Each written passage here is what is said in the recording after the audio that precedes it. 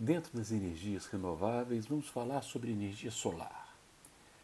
Energia solar é tão importante que eu vou dividir em duas partes. Vou começar falando sobre a própria energia e radiação solar, detalhes técnicos da célula fotovoltaica, para numa próxima aula falar sobre expansão e custo. Energia solar é quase tudo, quase toda energia que vem para a Terra vem do Sol. Né? Fundamental, né? A fotossíntese, né? A produção de alimentos, nós temos a iluminação, temos o calor. Agora, nessa aula particular, o que nós vamos tratar são das células fotovoltaicas, ou seja, um aproveitamento muito específico da energia solar, que é transformar a energia que vem do Sol em eletricidade. Então vamos falar desse tipo de aproveitamento da energia solar. Como eu falei, né, a energia vem do Sol. A densidade de energia que vem do Sol é enorme, alguma coisa próxima de 1.300 watts por metro quadrado.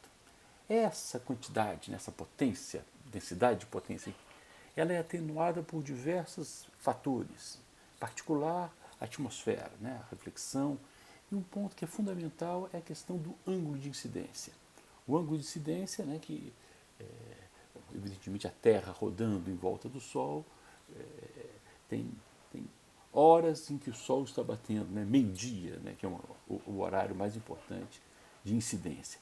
Se a gente for analisar tecnicamente essa questão, o ideal é botar uma fórmula complicada aqui como essa, né, que fala que a densidade de potência, ρ, ela vai ser a densidade máxima, que a gente já viu qual é, multiplicada por um grande fator atenuante e principalmente multiplicado pelo cosseno do ângulo de incidência. Cosseno do ângulo de incidência.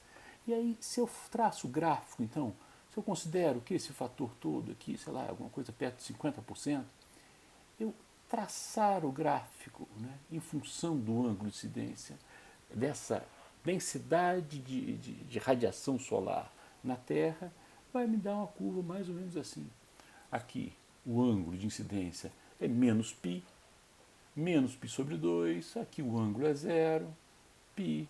Então, a volta que a Terra dá no Sol mostra essa característica, aonde este valor aqui, o valor de pico dessa minha irradiação solar, vai ser dado pela a irradiação na atmosfera, atenuada pelos fatores, né, como nuvem e outros fatores da atmosfera.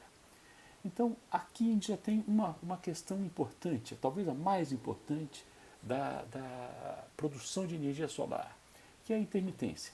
Não tem energia produzida pelo Sol à noite, a gente não consegue produzir. E aí é fácil de falar sobre o fator de carga, ou o fator de capacidade máximo teórico desta minha usina solar.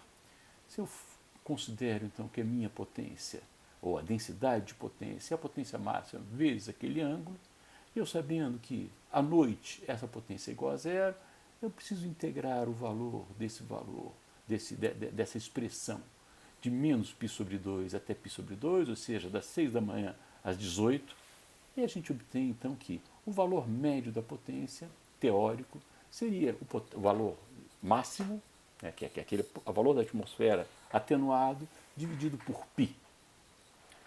E aí eu posso calcular qual seria essa energia, por exemplo, disponível num painel solar de 1 metro quadrado na minha casa, por exemplo. Fácil, né? Se eu considero uma atenuação de 50% tendo o valor máximo, eu calculo o valor médio pelo fator de capacidade, ou seja, dividindo por π, a energia é igual à potência média multiplicado por T, então eu vou ter alguma coisa da ordem, evidentemente da ordem, porque esse fator aqui ele depende da região da onde eu estou falando, é alguma coisa da ordem de 5 kWh por metro quadrado, seria a energia disponível em 1 metro quadrado, portanto, de painel solar. E aí eu posso, por exemplo, pegar nessa fonte, né, NRL, é o Laboratório de Energia Solar, ele mostra qual é a radiação solar, ou seja, esse número na minha casa. E aqui a gente observa outra questão, aqui no meu apartamento, qual seria, né, se eu botasse um painel solar aqui no meu prédio. E aqui a gente observa outro fator muito importante. Além da posição do Sol, né, no dia, eu também tenho a inclinação da Terra que marca as estações do ano. Ou seja, no inverno eu tenho uma radiação solar muito menor do que o verão. Mas nós, aqui no Brasil, estamos ainda numa região tropical, onde essa diferença aqui é muito pequena. Lá na Alemanha, por exemplo, a diferença do inverno para o verão dizem que chega a ser 10 vezes, eu produzo 10 vezes mais energia solar no inverno, no verão, do que no inverno. Portanto, essa característica da intermitência é uma característica muito importante desse aproveitamento solar através desses painéis. E aí eu posso tentar avaliar qual é a área necessária. Qual é a área necessária para eu alimentar a minha casa, um consumo de 400 kWh por mês, por exemplo. E aí eu tenho que falar um pouquinho de rendimento. Eu já falei, né? Assim, eu tenho energia na atmosfera, tenho atenuação que tira mais ou menos 50%, eu tenho energia disponível no painel, eu tenho o rendimento do painel, que é da ordem de 15%, aí eu tenho a energia na saída do painel, que é uma energia em corrente contínua, aí eu tenho que passar por um inversor, o rendimento do inversor é alguma coisa em torno de 95%, é muito bom o rendimento, e aí eu vou ter a energia disponível, a energia em corrente alternada disponível no terminal desse meu dispositivo. Se eu fizer então essas contas, né, se eu pego a minha energia, divido pelo rendimento, eu quero minha energia total no dia, eu sei a densidade, eu vou precisar de um painel da ordem de 17, 18 metros quadrados para alimentar a minha casa. E aí eu posso pensar também nessa área em relação ao mundo. Né? Se eu considero então essa densidade de energia, qual a energia solar que chega na Terra? E aí, para pensar, né, nessa energia que chega na Terra, eu vou considerar a área da Terra como sendo não a área da superfície da esfera, mas uma área projetada, né, a área da sua projeção de sombra, que é πr ao quadrado, né, r sendo o raio da Terra.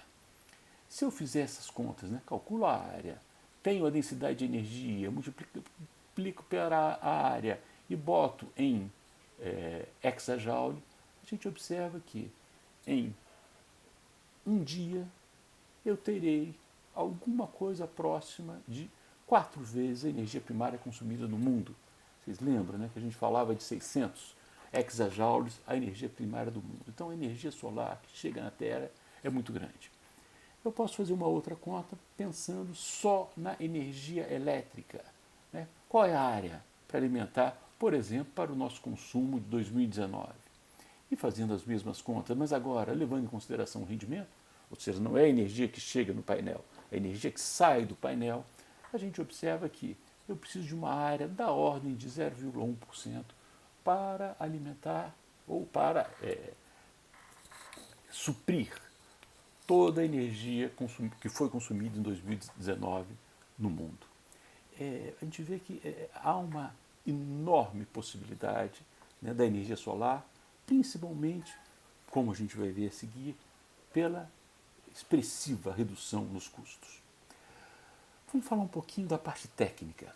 Então, a célula fotovoltaica é uma junção PN. Quem faz engenharia sabe exatamente o que é isso, né?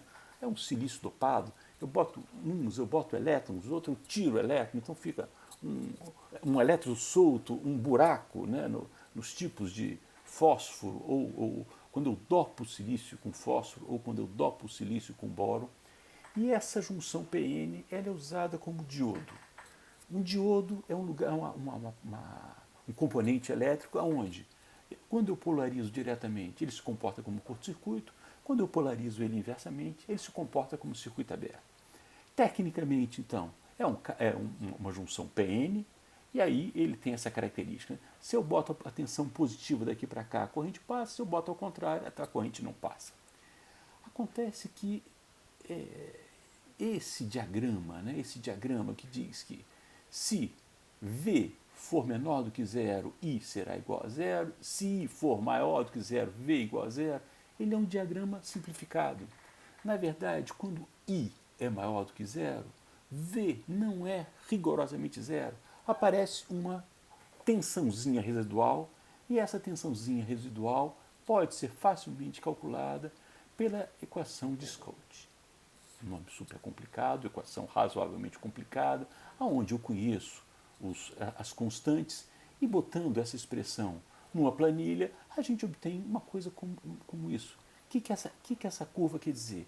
É que quando eu polarizo diretamente o meu diodo, em vez da tensão ser zero, eu vou ter uma tensão menor do que 0,6 volts, uma pequena tensãozinha, uma tensão residual no diodo.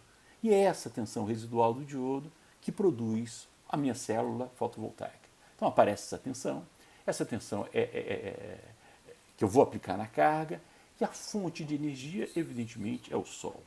Então, quando eu quero representar uma célula fotovoltaica, eu ponho a energia do Sol representada por uma fonte de corrente, essa fonte de corrente no meu diodo polarizado diretamente, aonde vai aparecer então uma tensãozinha residual da ordem de 0,5, menor do que 0,6 volts. Certo? Então, essa corrente, a corrente de saída vai ser diferente.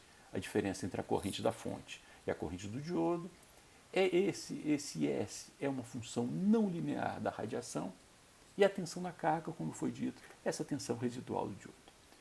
Na próxima aula, então, a gente vai falar um pouco da expansão e falar um pouco sobre custos da energia solar. Era isso que eu queria dizer. Muito obrigado e até a próxima.